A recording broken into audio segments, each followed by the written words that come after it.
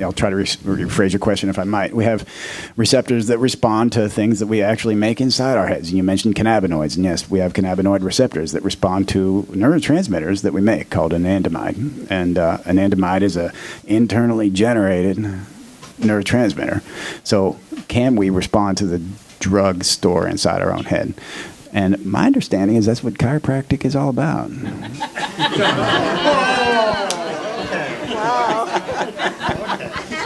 Well, I think chiropractors have always held the light that there is that probably the most powerful healing mechanism is the human body and governed by the nervous system. So chiropractors are fascinated with the relationship between the central nervous system and the rest of the body.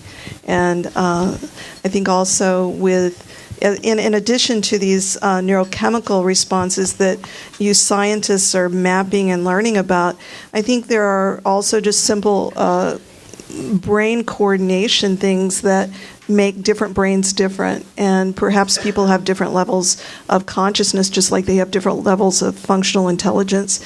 And some people have perhaps more brainwave coherence, so they can coordinate effects more. We hear these great books or stories of saints or yogis who can do extraordinary things because perhaps their central nervous system is functioning very, very well. I think sometimes, though, your body can turn on itself, and this is an undesirable condition where you could be.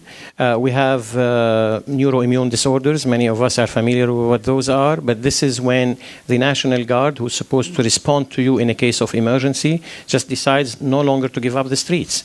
I want to be there all the time, and I want to wreak havoc with your city. I don't want to go back to my barracks. So we have the National Guards to take care of us in case of emergency. But what happens if they persist beyond that? This is something that the neuroimmune disorder people know about a lot. We in the pain field have started to explore the field of neuroinflammation and the system attacking itself from within is an emerging field in pain.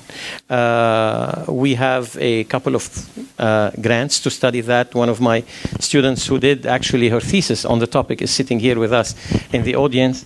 And this is a case where you have an ongoing pain, unexplained by peripheral or other causes, but it's triggering a change of a specific cell type inside your body. They're the equivalent of the macrophages in your periphery. They respond to inflammation, and they keep their response on high alert all the time. They won't come back. So this is a case where you have an overall emergency all the time for no reason. How do you control it? We don't know that yet. So could you come back to the shop and say, yes, I want to fix it on my own? Perhaps. And many people have done it. But how do they do it? How do you tap in that inner power? I cannot speak to that. I can tell you that there are instances where your body would be working against you. And we have to stay mindful of those instances. There's a Sanskrit phrase for that, or term for that, called pragyaparad. And pragyaparad is when the owner of the body falls asleep at the wheel. For some reason or another. And if we go to a movie theater and we're watching a wonderful movie, on some level we become engrossed, but at no time would we really forget that we're at the theater and really become frightened or think we're in the movie. Yet, and this is that ability to be sort of in unity with the movie, but at the same time understand your own individuality. And in Sanskrit Ayurveda, when people become sick, it's because at some point they forget this relationship between, or the immune system might scientifically explain something, it somehow forgets or says, I'm not going back to the barracks. So there are ancient systems, Chinese medicine talks about this as well, of this sort of forgetfulness. I have a question over here. Yes, sir.